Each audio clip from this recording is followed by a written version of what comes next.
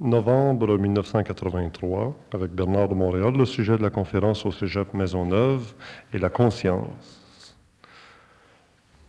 Bonsoir Bernard. Bonsoir. Vous êtes bien Bernard de Montréal parce que vous lui ressemblez. Oui, j'y ressemble.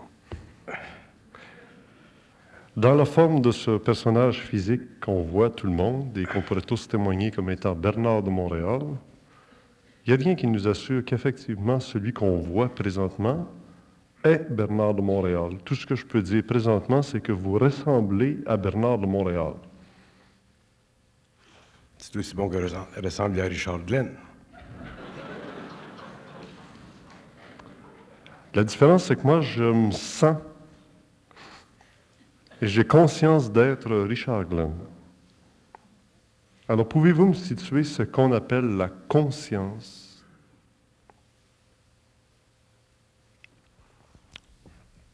C'est un sujet très intéressant, la conscience. Mais avant de vous situer qu'est-ce qu'on appelle la conscience, je vais faire une mise au point. Dans le passé, c'est à vous que je parle, excusez-moi.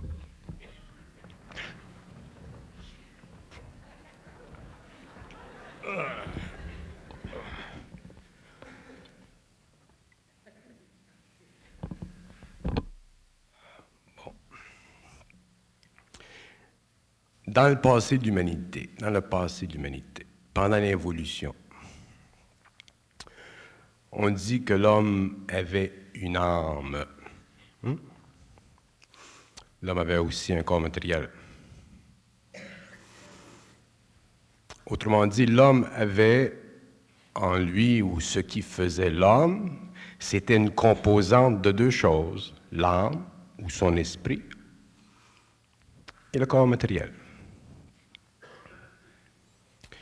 Dans l'évolution, dans le temps qui vient, dans les siècles qui viennent, l'homme possédera une autre dimension, une autre, comment on pourrait appeler ça? L'homme possédera une autre dimension. Il aura le corps, il aura l'âme ou l'esprit, mais il aura aussi la lumière. Donc, l'alliance ou la descente de la lumière dans l'esprit et dans l'homme formera ce qu'on appelle la conscience. Donc, l'homme auparavant avait une conscience planétaire, une conscience inférieure, qui était faite de l'expérience, qui était le produit accumulatif de l'expérience de son âme, de son esprit. Mais ce n'est pas suffisant. Parce que l'esprit de l'homme était prisonnier de ses sens. Donc, son esprit était coloré par ses sens. Donc, l'homme était inconscient. C'est-à-dire qu'il était un mort vivant ou il avait une conscience simplement planétaire. Dans les temps qui viennent, l'homme aura une conscience réelle ou une supraconscience. Parce qu'il n'aura pas simplement le corps matériel et l'esprit, mais il aura en fusion avec cet esprit ce qu'on appelle de la lumière, c'est-à-dire de l'intelligence universelle. Mais pouvez-vous justement me définir ce que vous appelez la conscience? Dans le mot conscience, il y a conscience. Conscience, on peut définir le mot conscience de différentes façons, mais dans le cadre de l'instruction que j'imparte, le mot conscience veut dire la science de l'intelligence à travers l'esprit pour le bénéfice de l'ego. Donc, un homme conscient, c'est un homme qui possède un esprit dont le rapport avec l'ego n'est plus soutenu par la mémoire ou l'expérience antérieure, mais est soutenu directement par le rayon de la création. Donc, ce rapport-là, qui crée ce qu'on appelle une fusion, donne à l'homme une conscience réelle, c'est-à-dire une conscience évolutive qui n'est pas conditionnée par les facteurs planétaires de son inconscience, mais qui est conditionnée par le rapport parfait entre cette lumière, ce rayon, l'esprit qui est prêt à la recevoir et l'ego qui est suffisamment solide pour la capter. Est-ce que cette définition-là convient à ce que vous appelez la conscience planétaire ou ça définit bien la conscience supramentale, ce que vous venez de dire? Oui, ça définit la conscience supramentale, ça définit la conscience cosmique éventuelle. La conscience planétaire, c'est la conscience que possèdent les masses aujourd'hui, l'homme de la 5e race racine. Parce qu'on entend dire il y a des consciences comme la conscience minérale, il y a la conscience végétale, il y a la conscience animale, il y a la conscience planétaire, il y a la conscience astrale. Définissez-moi la conscience en dehors de la définition de la conscience supramentale que vous nous avez faite tantôt, s'il vous plaît. Définir la conscience en dehors de quoi? D'une façon plus générale que de la limiter à la conscience, à la définition que vous avez dire donnée tantôt là, pour le supramental, mais qu'est-ce que c'est que la conscience? Qui peut de être la conscience, en général, universellement. De la conscience. Bon. De la conscience, universellement, c'est de l'énergie qui a besoin d'un support pour se manifester. Donc, une énergie qui a besoin d'un support pour se manifester sur le plan minéral manifeste de la conscience minérale. Une énergie qui se manifeste sur le plan de la plante, sur le plan végétal, est une énergie de conscience plantaire, végétative ou végétale. La même chose au niveau des animaux, la même chose au niveau de l'homme inconscient, la même chose au niveau de l'homme conscient, la même chose au niveau de l'immortel, la même chose au niveau de l'éternel. Donc, de la conscience, c'est simplement de l'énergie. Là où l'homme doit comprendre et faire une étude profonde de sa relation avec cette énergie, et ça s'adresse à tous les hommes de la Terre qui sont arrivés à un certain niveau d'évolution spirituelle, c'est de réaliser, de constater et de savoir avec certitude que de la conscience, ce n'est pas quelque chose qui s'imprime dans l'homme d'une façon gratuite, mais c'est quelque chose qui fait partie de l'homme lorsque l'homme en a compris les lois. Autrement dit, un homme qui recevrait cette énergie, ou un homme qui reçoit cette énergie, ou les hommes qui recevront dans le temps cette énergie, et qui ne seront pas encore habitués à en comprendre les lois, feront énormément d'erreurs. Autrement dit, ils feront des erreurs d'adaptation à cette énergie, donc ils feront des erreurs de conscience. Et ils feront des erreurs d'adaptation parce qu'il y aura en eux trop de spiritualité. Ils n'auront pas compris parfaitement la relation entre cette énergie-là et le travail qu'elle fait sur les corps subtils de l'homme, sur le plan émotionnel, sur le plan mental. Et donc, les hommes, à cause de leur mémoire, auront tendance à penser que la conscience supramentale, c'est une conscience qui descend dans l'homme et qui se place dans l'homme avec facilité et qui donne à l'homme un produit quelconque d'elle-même, et ce n'est pas ceci.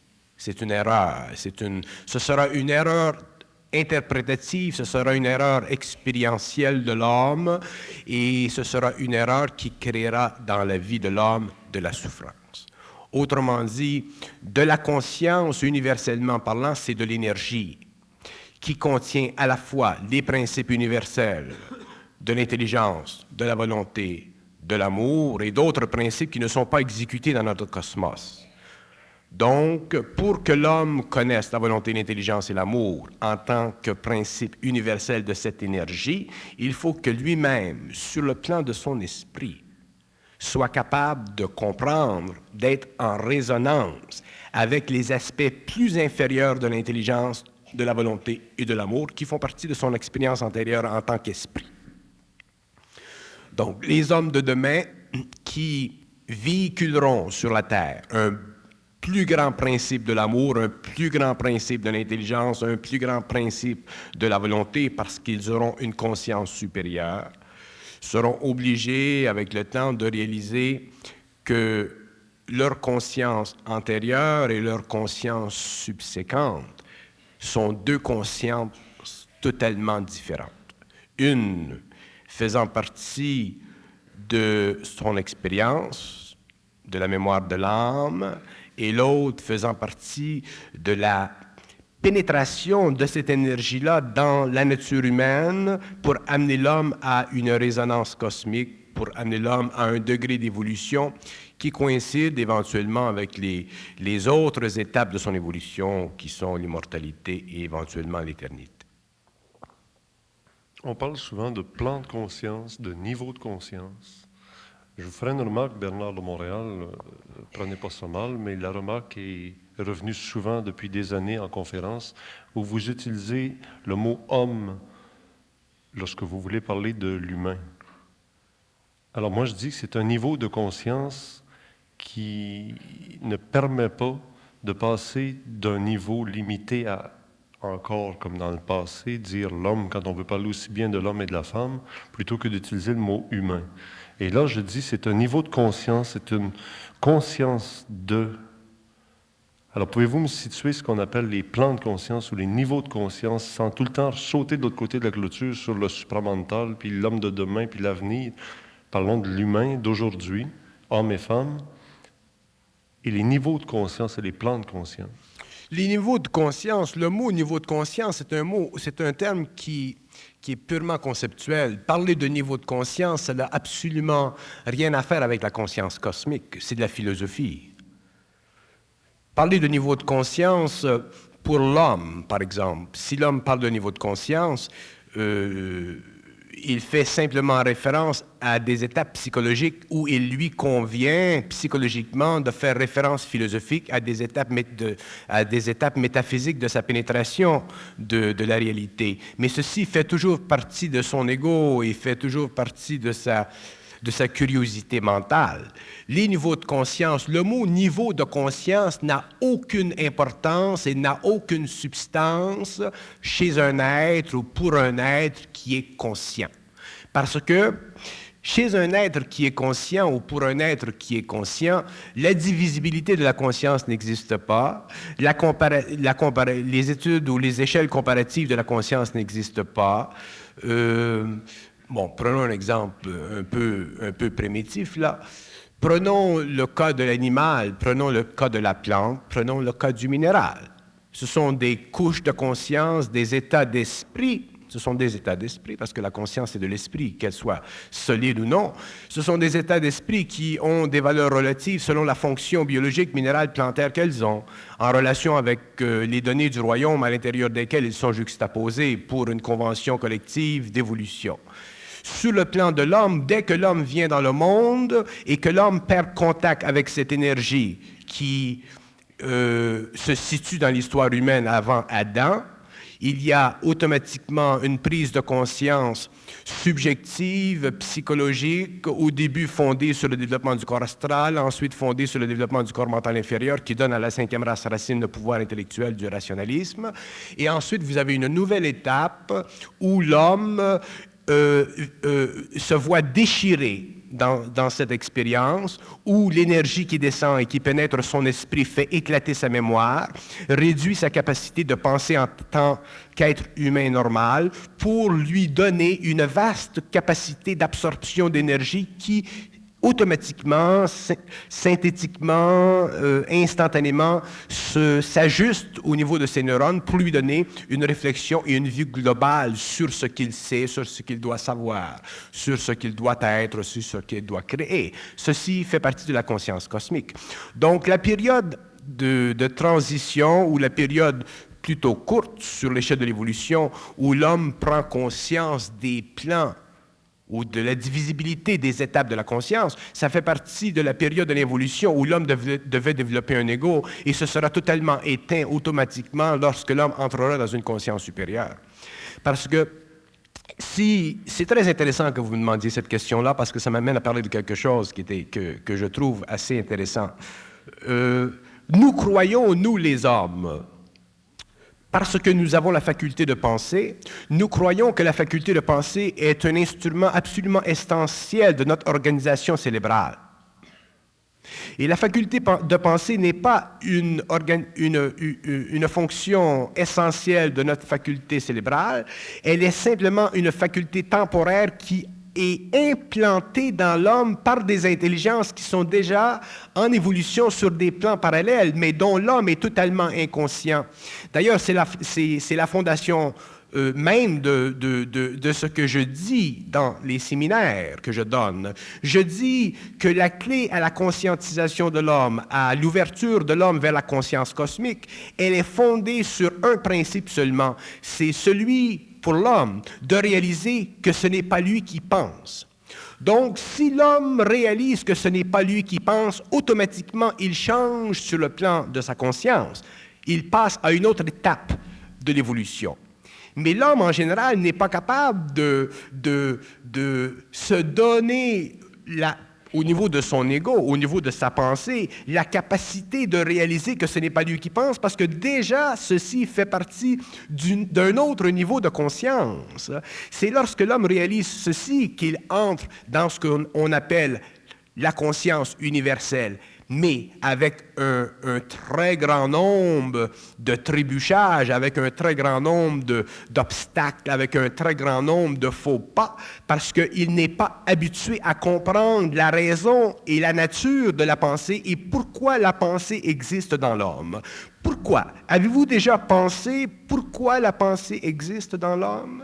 La pensée existe dans l'homme simplement pour une raison, pour lui permettre de développer certains aspects de son cerveau qui, demain, seront utilisés pour une programmation au niveau de l'énergie cosmique permettant à cet homme de pouvoir communiquer instantanément avec toutes les échelles de la conscience intégrées dans les royaumes du cosmos local. Donc, demain, l'homme, à cause de la réorganisation neuronique de son cerveau, pourra communiquer avec la plante, le végétal, c'est-à-dire l'animal, avec le minéral, avec l'homme, et il pourra communiquer avec ce qu'on appelle les surhommes des autres galaxies, que vous appelez communément les extraterrestres. Mais pourquoi pourra-t-il le faire? Parce qu'il n'aura plus en lui la capacité de penser. Ce qui coupe l'homme, ce qui empêche l'homme de dépasser les limites de sa spatio-temporalité, c'est qu'il pense. Si l'homme n'était pas capable de penser, si l'homme était dans le vide total, il pourrait déjà développer des tendances naturelles qui font partie déjà de la nature de son esprit et entrer en contact avec les mondes parallèles. Vous avez fait des expériences, vous, il y a d'autres personnes qui ont fait des expériences dans les bains flottants, dans des espaces suffisamment réduits, mais très intenses au niveau vibratoire, où ils ont vécu une dislocation du corps astral avec le corps matériel. Autrement dit, aussitôt que l'homme est coupé au niveau de ses sens, il vit une autre expérience de conscience. Lorsque l'homme est coupé au niveau de sa pensée, il est dans la conscience. Un homme qui ne peut pas penser, il est conscient. Donc, être conscient, ce n'est pas une constatation philosophique, ce n'est pas une mesure ou une échelle comparative ou divisive de plans de conscience. Être conscient, c'est une intégralité qui permet à l'homme de vivre à la fois dans le présent, dans le passé et dans l'avenir selon le besoin de l'énergie qui est en lui et qui lui dicte, à cause de sa perfection, l'acheminement de son évolution et donc l'acheminement de l'évolution du cosmos en général. Donc, c'est très important pour l'homme de comprendre ceci. Les écoles ésotériques, les écoles philosophiques orientales et occidentales ont voulu, pour des raisons qui faisaient déjà partie de la faiblesse psychologique et philosophique de l'entretien spirituel de ces écoles, ont voulu donner à l'homme une programmation, un tableau de l'évolution possible, parce que l'homme possédait déjà un corps de désir. Donc, l'homme voulait franchir des étapes, et c'était bon pour l'homme qu'il sente qu'il passe du premier, deuxième, troisième, quatrième, cinquième, 13e degré. Ça lui donnait une certaine motivation. Mais lorsque l'homme entre dans la conscience cosmique, autrement dit, lorsque la conscience cosmique se fait sentir chez lui, toute tout ce fonctionnalisme psychologique, spirituel, catégorique disparaît et l'homme n'est plus intéressé, n'a plus la conscience des plans. Il est conscience et il a la capacité de véhiculer cette conscience sur les plans selon son besoin, selon l'organisation psychologique de son matériel psychique avec l'énergie qui est en lui, autrement dit, ce qu'on peut appeler la force. C'est ça la nouvelle évolution. C'est un peu ça la réponse. Quand vous disiez tantôt que l'homme de demain pourra entrer en communication avec la plante, l'animal ou le végétal ou le minéral, ce sera avec quoi dans le minéral, avec quoi dans le végétal qui va entrer en contact ou en communication? Il entrera en communication sur ces plans-là avec la conscience atomique de son propre double. L'homme, bon, je veux replacer certaines choses. Vous savez, quand on a une maison, il faut changer les meubles de place. Hein? Ça devient plate. Bon. Alors, c'est la même chose au niveau de la métaphysique, au niveau du savoir, au niveau de la conscience créative. Il faut replacer les choses une fois qu'on les a bien utilisées. Alors, il faut comprendre aujourd'hui que l'âme, ce que nous appelons l'âme, ce que les Égyptiens ont appelé le ka, l'âme, un jour, doit être détruite. C'est-à-dire que la mémoire, parce que l'âme, c'est une mémoire, elle doit être neutralisée. Une fois qu'elle est neutralisée, cette mémoire, son énergie sert à la création de ce qu'on appelle un double. Un double, ce n'est pas le double astral. Un double, c'est la conscience atomique, minérale, végétale, animale, mentale, supramentale d'un homme futur, du surhomme, de l'homme de demain. Bon, alors ce double étant à la fois minéral, végétal, animal, mental, humain et suprahumain, ce double peut automatiquement être en syntonisation vibratoire avec les plans. Donc, si un homme veut avoir conscience de ce qu'est la conscience d'une abeille, il se sert de son double pour être en syntonicité avec cette conscience vibratoire qui est la conscience de l'abeille. Comment le fait-il? Il le fait simplement par la volonté. Parce que le double n'est pas une forme telle que nous le croyons. Le double est une consistance énergétique qui est à la mesure de la volonté. Donc, c'est la volonté de l'homme qui donne au double sa mesure. Si le double a besoin d'être intégré dans un espace petit, automatiquement, le double rejoint la conscience atomique de cet espace. Si le double a besoin d'avoir un espace plus grand, selon la volonté de l'homme, automatiquement, il rejoint cet espace. Pourquoi? Parce que lorsque l'homme est en fusion, lorsque l'homme a une conscience cosmique, sa volonté, son intelligence, ce n'est plus la volonté de l'ego. Ce n'est plus l'intelligence de l'ego. Son amour, ce n'est plus l'amour de l'ego. Donc, c'est quoi? C'est trois principes cosmiques, universels, réunis en lui pour lui permettre d'exécuter sur le plan où il est la volonté, l'intelligence et l'amour de ces principes. Donc, nous revenons, si nous voulons toucher un peu aux écoles ésotériques, nous revenons à l'énergie indifférenciée. L'énergie indifférenciée, c'est une énergie qui ne s'appartient que lorsqu'elle est révolue, c'est-à-dire que l'énergie indifférenciée de l'amour, de la volonté et de l'intelligence doit être reçue dans des systèmes psychiques pour être manifestée dans le cosmos afin qu'elle fasse un travail. L'énergie indifférenciée, pour qu'elle soit utile dans le cosmos, l'énergie indifférenciée, pour qu'elle puisse créer dans le cosmos, il faut qu'elle soit reçue. Et l'homme est un être qui, aujourd'hui, est prêt à la recevoir. Mais étant prêt à la recevoir, il ne la reçoit pas sur la base de sa psychologie égoïque. Il la reçoit sur le principe de la fusion, c'est-à-dire qu'il la reçoit parce que déjà son esprit a été emmagasiné de cette énergie et son ego a été pressurisé par cette énergie pour pouvoir répondre émotivement, mentalement, vitalement et physiquement aux demandes de cette énergie. Donc, l'homme qui veut être en contact avec les plans de la création peut être en contact avec ces plans-là, non pas selon les lois de son ego, mais selon les lois de l'énergie. Et comme il est fusionné, il est un avec elle, donc la création, les œuvres de la création. Et quand je parle des œuvres de la création, je parle des activités occultes sur ces plans. les intelligences qui s'occupent du minéral, les intelligences qui s'occupent du plantaire, les intelligences qui s'occupent de l'animal, de l'homme, ainsi de suite. L'homme est capable d'entrer en contact avec ces intelligences et de connaître les secrets de ces plans parce qu'il est en contact avec les intelligences qui dirigent l'évolution de ces plans. Donc, tout est ouvert à l'homme. L'homme devient, si vous voulez, un magicien. C'est un mot qui est barbare, mais l'homme devient un scientiste. Et l'être de demain, l'homme de demain, le surhomme, l'homme de la 6e, 7e race racine, l'homme jupitérien, sera un homme qui aura la commande de l'énergie, donc il aura la commande de la nature, donc il sera un être créateur. Quand vous dites que l'homme entrera, l'homme fera, l'homme de la 6e race, ça veut donc dire que présentement, il est privé de cette communication avec le reste de la création. Est-ce que c'est par déchéance qu'il en est privé ou est-ce que c'est parce qu'il n'est pas encore assez évolué? Il en est privé parce qu'il devait développer un ego. L'homme devait développer un ego. Et c'est normal. Si un homme développe un ego, c'est normal qu'il se coupe de la création. Un homme ne peut pas développer un ego et être en contact avec le rayon de la création.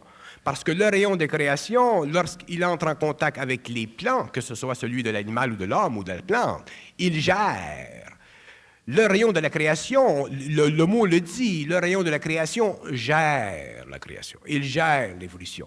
Mais si, pendant une période quelconque, il est nécessaire que certains êtres très développés, comme l'homme, puissent prendre une certaine conscience, même si c'est une conscience planétaire, pour éventuellement recevoir ce rayon-là, mais d'une façon consciente, il faut que l'homme soit outillé. Donc, l'homme a besoin d'un ego. Donc, il a besoin d'un plan mental inférieur. Donc, il a besoin de la faculté de penser.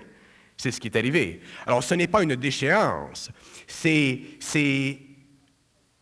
une nécessité cosmique. Nous avons tendance, les hommes, à penser toujours en termes de déchéance. Nous avons tendance à penser toujours en termes de mal. Nous avons tendance à toujours penser en termes de bien. Nous ne sommes pas capables de constater les choses en dehors de la polarité du bien et du mal. Et ça, ce n'est pas bon parce que ça nous force à prendre conscience de quelque chose qui, moralement, émotivement, nous abat, au lieu de nous donner une substance supérieure qui est l'intelligence supramentale et qui nous libère de cette polarité. C'est que ça faisait allusion un peu à ce qu'on entend dans la Bible par au paradis, Adam et Ève étant en communication directe avec toute la création. Mais oui, c'est ce que je disais tout à l'heure, au paradis, avant la rupture, avant le contact, avant que l'homme commence son involution, que l'homme commence le développement de son corps mental, que l'homme s'intéresse à la connaissance, que l'homme descende ses yeux vers la terre, il était en contact avec les forces. Mais l'homme a perdu ce contact avec les forces. Mais il devait perdre le contact avec les forces pour développer l'ego. Si l'homme n'avait jamais perdu contact avec les forces, il n'y aurait pas un homme de la race racine. Il n'y aurait pas un homme qui, sur le plan matériel, aurait la capacité de maintenir l'attention de cette énergie dans son corps matériel. Parce qu'avant ceci, l'homme serait demeuré à un niveau éthérique. Autrement dit, l'homme n'aurait pas existé en tant que tel. L'homme aurait été simplement un objet contrôlé par ses forces. Parce qu'avant Adam, l'homme était un objet contrôlé par les forces. L'homme n'a jamais pu contrôler les forces. Il était un objet contrôlé par les forces. Il était un objet docile de la création. Quand l'homme a commencé sa période de déchéance, comme vous appelez, à ce moment-là, il a commencé à développer l'ego. Et ensuite, avec la 6e évolution qui commence, l'homme, maintenant qu'il a un ego, qu'il a une certaine intelligence, il est capable de commencer à contrôler ses forces. Parce que l'homme, un jour, devra contrôler ses forces. Parce que si l'homme ne contrôle pas sur le plan matériel les forces de la création, il ne sera jamais un créateur. Il sera simplement un être à travers lequel passent les forces pour éclabousser, pour remplir le monde, mais l'homme ne sera jamais un créateur. Les hommes avant Adam n'étaient pas des créateurs, c'étaient des êtres parfaitement harmonisés aux forces. Demain, l'homme sera un créateur, donc demain, l'homme pourra amener sur la Terre, travailler avec d'autres intelligences pour créer sur cette planète une nouvelle science, une nouvelle civilisation.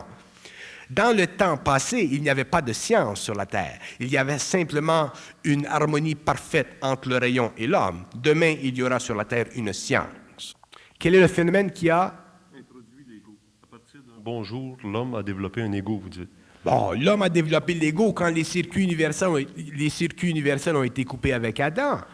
Adam était dans une situation propice. Adam était un être qui avait contact direct avec les circuits universels. Lorsque ces circuits universels ont été coupés, avec qui voulez-vous qu'il parle?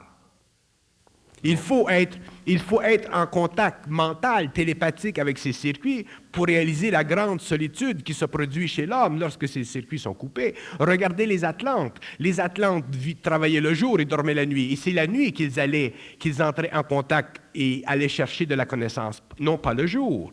Donc l'homme est obligé, s'il n'a pas la faculté de communiquer avec les circuits universels, il est obligé quelque part dans le temps de s'approprier quelque chose. Donc l'homme s'est approprié la faculté de penser. Mais quand l'homme a commencé à penser, il n'a pas pensé avec les pensées créatives des circuits universels.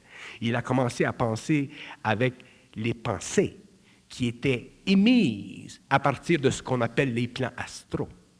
Donc, quand l'homme a commencé à penser, les pensées qui lui venaient à la tête étaient déjà formulées par le monde de la mort.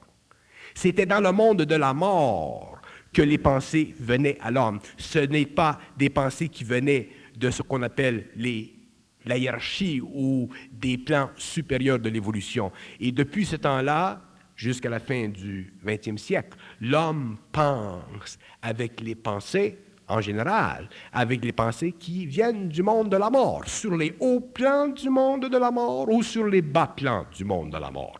Si l'homme vit la folie, il pense avec des pensées qui viennent sur les bas plans du monde de la mort. S'il a des pensées créatives, s'il a des pensées artistiques, musicales, scientifiques, ce sont des pensées qui viennent du haut plan du monde de la mort. Parce que l'homme, quand il est dans la mort, il travaille.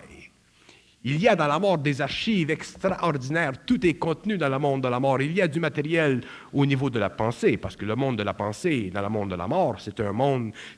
La pensée dans le monde de la mort, c'est aussi réel que les meubles dans le monde de l'homme.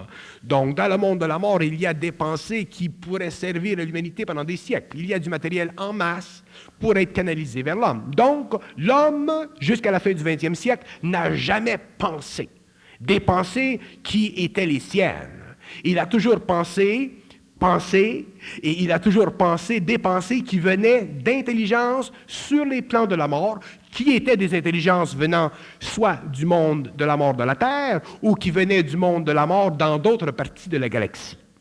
Donc, l'homme n'a jamais été libre dans ses pensées. C'est pourquoi l'homme a été constamment obligé pendant des siècles, voire même des millénaires, à subir, à vivre, à absorber les opinions de l'homme. Demandez à un égo dans le monde, d'exprimer une pensée qui est foncièrement sienne.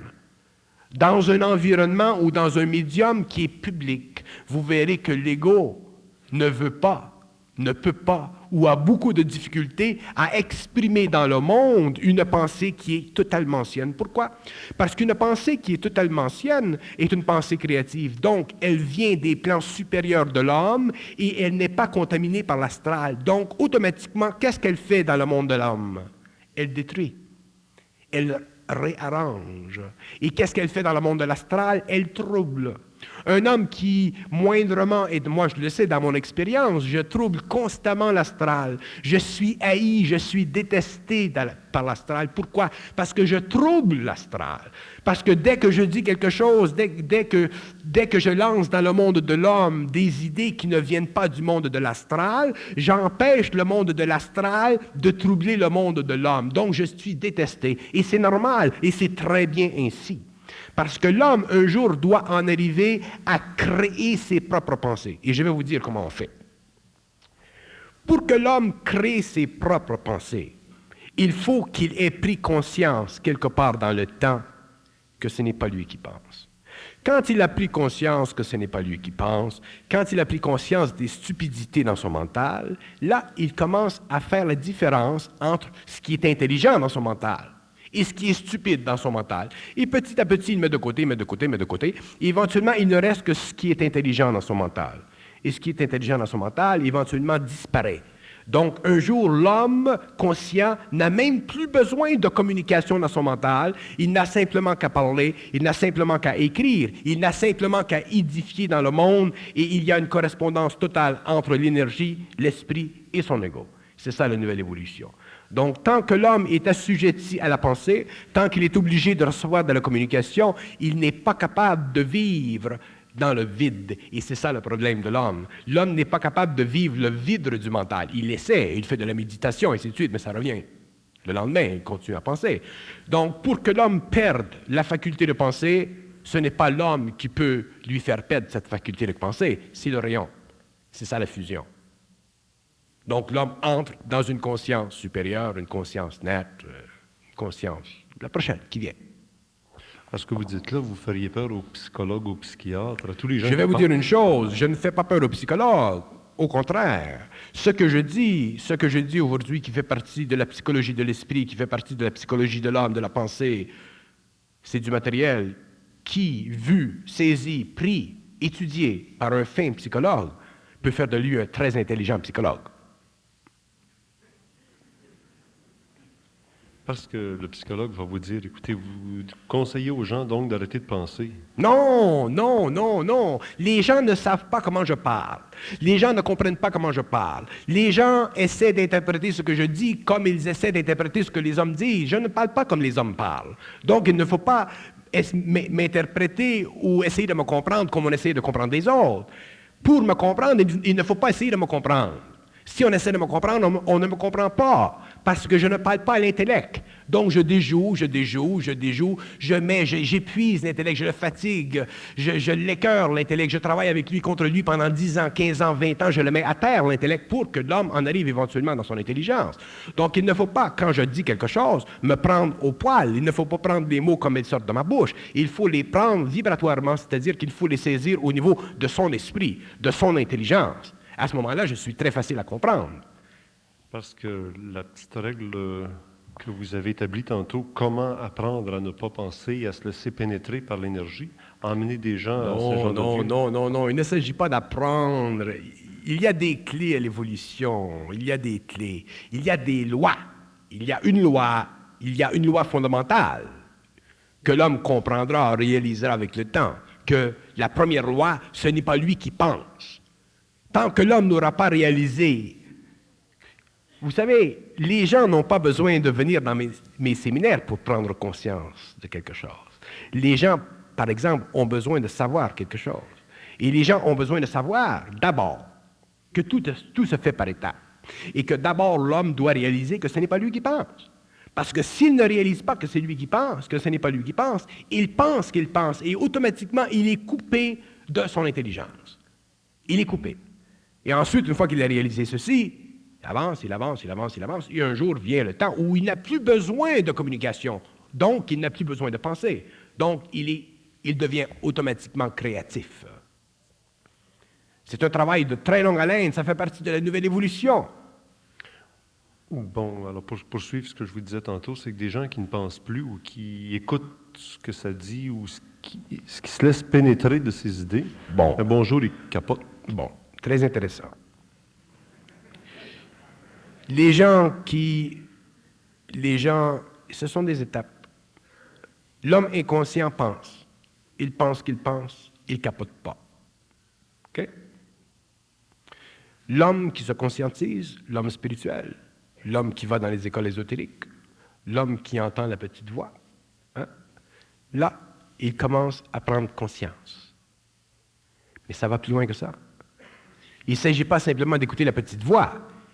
Il s'agit de réaliser le rapport entre soi-même et la petite voix, réaliser ensuite les mensonges de la petite voix, et ensuite éliminer aussi la petite voix, pour qu'il ne reste que le vide. Mais ce n'est pas ce qui se fait. Les gens, l'homme inconscient, il n'est pas conscient du phénomène de l'illusion qu'il pense, donc lui, il n'y a pas de problème. Ah, mais tout d'un coup, il perd sa femme elle meurt, il a un choc. Il a un choc dans le plexus solaire. Ah, là, il commence à entendre la petite voix. La folie. La folie. Les psychologues le réalisent aujourd'hui. Les psychologues réalisent aujourd'hui qu'il y a de plus en plus de gens qui entendent des voix. Puis c'est pas fini, ça commence. Demain, la maladie mentale, ce sera la maladie des petites voix. Alors, on commence, là, dernièrement, à réaliser ceci, constater ceci. Bon. Alors, l'homme inconscient, s'il a un choc, là, il peut vivre la petite voix, éventuellement, on sait ce qui se produit. L'homme conscient, par exemple, l'homme spirituel, il entend la petite voix, mais il aime. Il aime, lui. C'est la petite voix. Elle est fine, la petite voix. Sa conscience. Il entretient avec sa petite voix. Mais, comme il est spirituel, déjà, il a un point de vue qui est plus élargi que l'homme inconscient. Donc, lui, au lieu de capoter avec la petite voix, il l'entretient. Mais le problème, c'est que peut-être qu'il a une petite voix qui vient du haut astral, et peut-être qu'il a une petite voix qui vient des bas-fonds de l'astral. Ça, il ne sait pas. Et un jour, il découvre. Donc, un jour, il doit réaliser où se situe la petite voix. Si elle est bonne, si elle est créative, si elle est intelligente, ou si elle est basse, si elle est infâme. Et ensuite vient l'autre étape, lorsqu'il a réalisé qu'il n'y a pas besoin de petite voix, parce qu'il y a intégration entre l'énergie, son esprit et son ego. C'est pour ça que le développement de la conscience supramentale sur la Terre, ce ne sera pas aussi facile que le pensent ceux qui lisent les grandes œuvres d'Aurobindo. Le grand Aurobindo, il a fait le tableau de la psychologie supramentale, de la pensée supramentale. Il a prophétisé la pensée supramentale dans le monde. Prophétiser la pensée supramentale dans le monde et l'expliquer, en expliquer la psychologie, les mécanismes, les dangers, les bons côtés, les aspects créatifs. Toute l'évolution, c'est une autre chose. Donc l'homme doit faire attention et prendre garde de ne pas se faire leurrer par la petite voix. Je préfère un homme inconscient qui n'est pas fatigué par la petite voix qu'un homme qui est conscient et qui se fait jouer par la petite voix et qui se fait leurrer par la petite voix. Il y a des gens dans le monde qui sont inconscients, qui sont merveilleux. Ils ne parlent pas de la petite voix, ils ne sont pas intéressés à la petite voix. Ils ont leur pensée, il y a un équilibre dans la voix. Mais aussitôt que l'homme se spiritualise, là, on dirait qu'il se passe en lui quelque chose, un déclic. Et il doit aller au-delà du déclic. Et c'est là que l'homme est rendu aujourd'hui. L'homme doit constater et réaliser que la communication interne, c'est très bon, mais que ce n'est pas fini. C'est le début de la conscience supramentale. Ce n'est pas la fin, c'est le début. Est-ce que le niveau d'instruction est en parallèle avec le degré de pénétration? La personne qui se contente d'aller manger, dormir, faire l'amour, c'est tout. Et l'autre qui sort d'une université, qui a cherché, qui a trifouillé dans la matière, dans l'esprit de l'homme, C'est parce que je reviens à l'étymologie du mot conscience. Conscience, ça veut dire con qui va avec la science. Donc, la petite voix, elle intéresse celui qui commence à se poser des questions. Celui qui ne se pose pas de questions, sauf qui va être le gardien de but du Canadien demain soir. Est-ce que c'est en parallèle? Est-ce que par le fait que la planète est en train de se scientiser, la conscientisation va se faire en même temps? Oui. Effectivement qu'elle va se faire en même temps, seulement qu'elle va se faire à une petite échelle. Je vais vous dire une chose. Je regrette de le dire, mais il faut que je le dise. Il faut que l'humanité crève psychologiquement pour que la conscience descende sur la Terre. Autrement dit, il faut que l'humanité, quand je parle de l'humanité, je parle de l'humanité dans un sens très général, il faut que les hommes sur la Terre vivent un traumatisme pour que descende cette énergie. Parce que lorsque les hommes sont entourés, sont dans la matière, sont entourés, et autrement dit, lorsque les hommes font les Romains, il n'y a pas de place pour la conscience. Donc, il faut qu'il y ait des événements dans le monde qui troublent l'esprit de l'homme, qui insécurisent l'homme. Et à ce moment-là, l'homme il s'ouvre à son esprit, il s'ouvre intérieurement. C'est ce qui va se produire. Mais parmi tous les hommes de la Terre, il y en a qui sont plus sensibles que d'autres. Il y a des hommes sur la Terre qui ne viennent pas de la Terre, qui viennent d'autres civilisations. Donc, il y a des hommes sur la Terre qui sont prêts à cette énergie. Et tout homme, quelle que soit sa position dans le monde, son éducation, son statut social, tout homme qui est prêt à cette énergie la recevra, en sera conscientisé, en sera présent dans l'esprit lorsque le temps viendra. Parce que la conscientisation de la race racine, ce n'est pas le produit de l'effort personnel. C'est l'actualisation dans un temps particulier vis-à-vis l'esprit d'un homme en conjonction avec son plan de vie dans tel pays, dans telle station de vie. Donc, ça n'a rien à faire avec la spiritualisation ou l'effort spirituel de l'homme. Même tout ceci fait partie d'un mouvement global dont l'homme est inconscient. Les êtres qui cherchent aujourd'hui, les êtres qui se spiritualisent aujourd'hui, ça fait partie déjà du travail à un certain niveau de cette énergie. Mais ce ne sont pas ces êtres qui se spiritualisent dans le monde qui vont nécessairement vivre la conscience cosmique. Il ne faut pas s'imaginer parce qu'on recherche la conscience qu'on vivra et qu'on connaîtra nécessairement la conscience, parce que l'énergie connaît les limites de l'esprit de l'homme. Donc, un esprit qui n'est pas prêt dans une vie le sera dans une autre. Son expérience dans une vie le préparera à une autre. Donc, les hommes sur la Terre qui vivront de cette énergie, ils sont dans un nombre très petit. Très petit. Très petit. Entre 100 et 200 000 personnes. 144 000 juste. Ça, c'est comme vous voulez. Moi, je dis entre 100 et 200. Je n'aime pas les chiffres précis. Mais, qu'est-ce que vous voulez que je vous dise? Je pourrais peut-être vous amener sur le pas de celui qui, un bon jour, voyant la fin du temps de l'involution de l'humanité, sera investi de pouvoirs extraordinaires par le bas astral et aura des pouvoirs pour influencer justement les autres. La petite voix va lui parler très fort, mais cette petite voix-là sera une grosse voix qui va venir du bas astral, voulant encore conserver ou un dernier oui, effort mais pour conserver. c'est la fin. Le bas astral, nous arrivons à la fin d'un cycle. Tous les voyants, tous les gens qui ont une perception extrasensorielle de l'évolution et de l'évolution, ces gens-là, de l'Orient ou de l'Occident, savent, même ceux qui font de la magie noire, ceux qui font partie des cercles sataniques savent que ça tire à sa fin. Ça tire à sa fin. Moi, j'ai eu une discussion il y a une couple d'années avec des gens qui faisaient de la magie noire à Londres. Et on m'a dit d'une façon très ferme, le pouvoir satanique, il finit à la fin du cycle lorsque l'autre vient. C'est fini. Donc, il y aura certainement une manifestation à la fin du cycle, d'ailleurs c'est déjà commencé, une grande manifestation plus ou moins couverte de ces activités sataniques, et selon les rythmes, selon les engagements, selon les lieux où nous appartenons, nous les verrons d'une façon plus brutale, mais ça ne peut pas durer, c'est la fin. L'astral est à sa fin.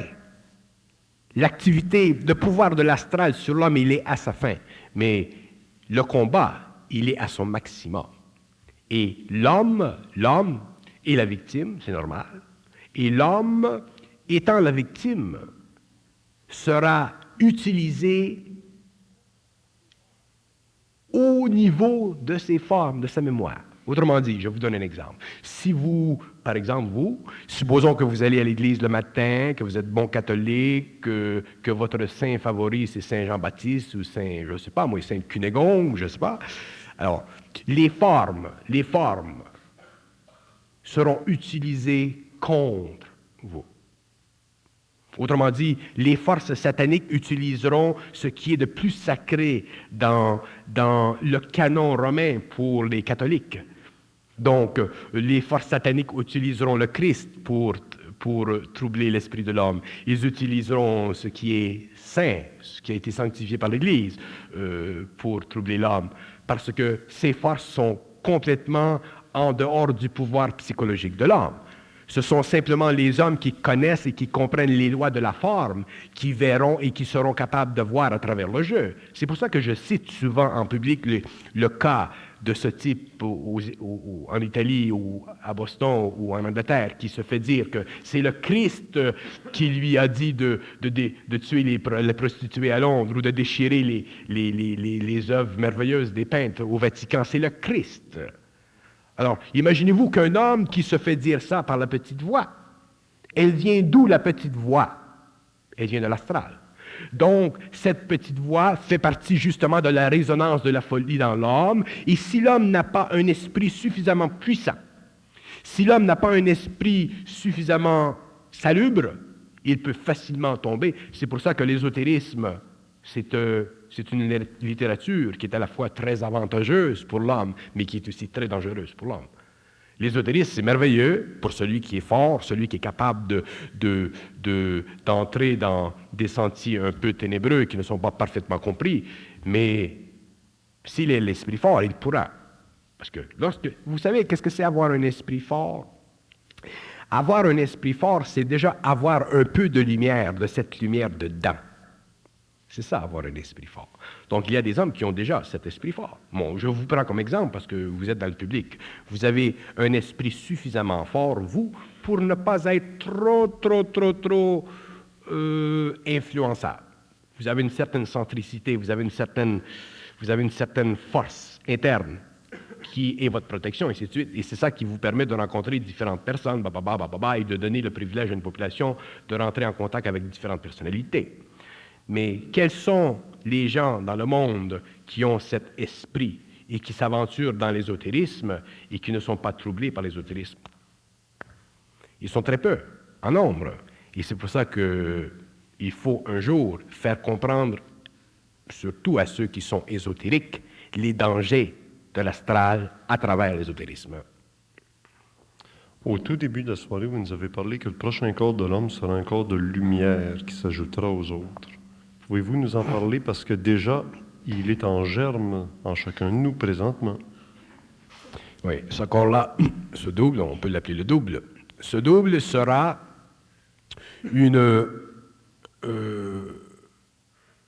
un double parfait de l'homme. Autrement dit, il aura la forme du dernier corps physique utilisé par l'esprit sur le plan matériel. Autrement dit, l'homme qui fusionne et qui vit de ce double, il a, ce double, la forme de son dernier corps matériel.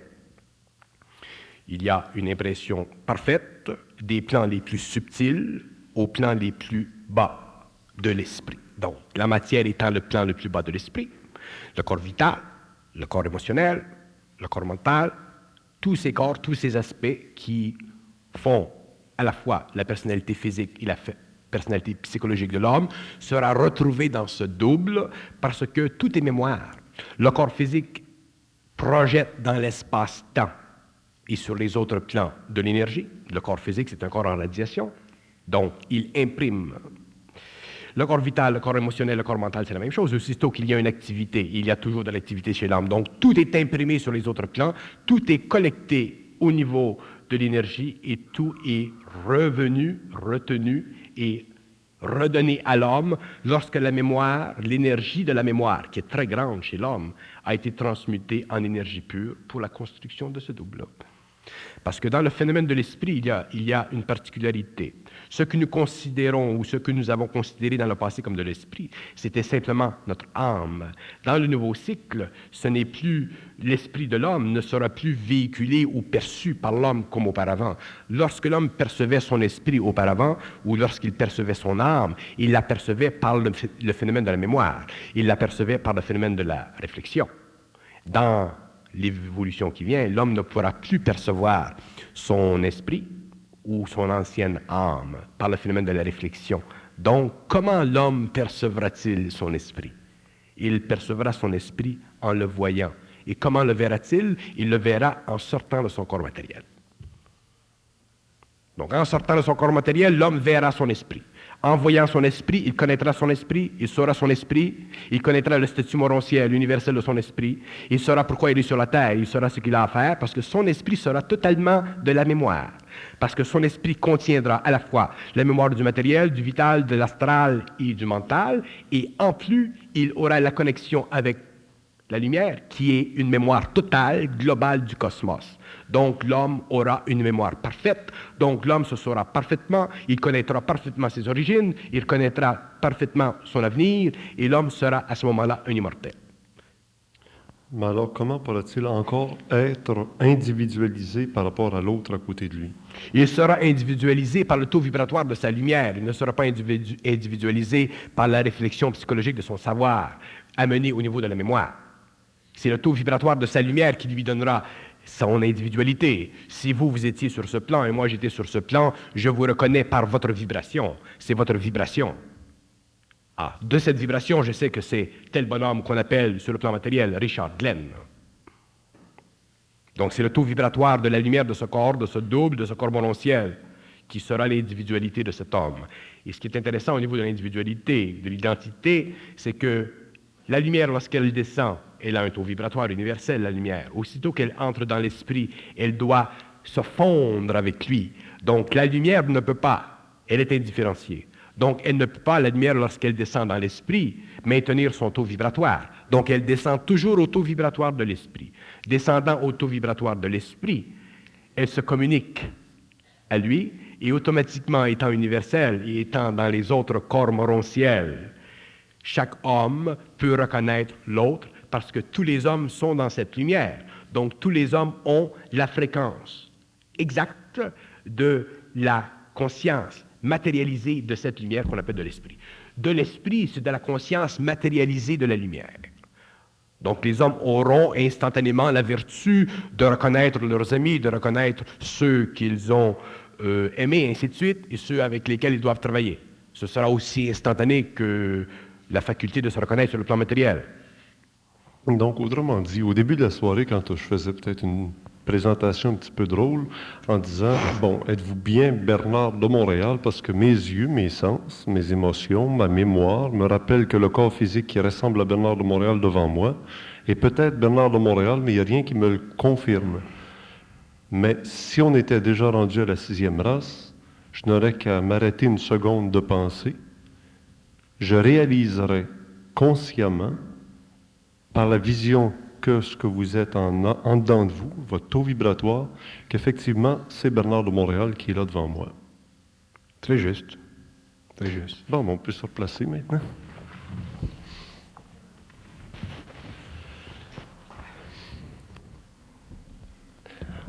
Bernard de Montréal, maintenant que je suis sûr que c'est lui, la raison de ces conférences qui nous amènent sur le pas ou sur le seuil, comme dirait Teilhard de Chardin, d'un nouveau cycle, est-ce que c'est justement pour aider à la conscience, pour alimenter le taux vibratoire qui existe en chacun des êtres humains qui vous écoutent? Il y a plusieurs raisons. Il y a plusieurs raisons pour ces conférences. Il y a des raisons qui sont voilées. Il y a des raisons qui sont d'un ordre explicatif. Il est absolument essentiel que les hommes connaissent, vivent la manifestation de la conscience supramentale à travers un ou plusieurs personnages pour permettre que cette conscience éclate sur le plan humain. Donc, il faut qu'il se crée dans l'éther humain une énergie quelconque. Alors, cette énergie se crée dans la province de Québec pour des raisons encore qui sont de notre ordre. Mais il faut qu'il y ait une manifestation sur le plan humain pour que l'homme soit préparé. Il faut que l'homme vive une certaine préparation. Et cette préparation est de longue haleine. Il y a beaucoup d'aspects concernant cette conscience ou la descente, si vous voulez, de la conscience supramentale sur le plan humain. Il y a beaucoup d'aspects qui doivent et qui seront reconnus avec les années. C'est-à-dire que l'homme doit savoir certaines choses. L'homme ne peut pas savoir certaines choses par lui-même. Il doit savoir certaines choses par certaines personnes. Moi, j'en suis un, il y en a certainement d'autres. Alors, l'homme, une fois qu'il sait certaines choses, s'il a la vibration, automatiquement, il reconnaît certaines choses. Et ceci l'amène petit à petit à développer une conscience, c'est-à-dire un taux vibratoire qui est différent de celui de la masse ambiante. Donc, cette instruction, elle est dans le monde. Elle doit continuer dans le monde, elle doit passer les frontières, et elle fait son travail lentement.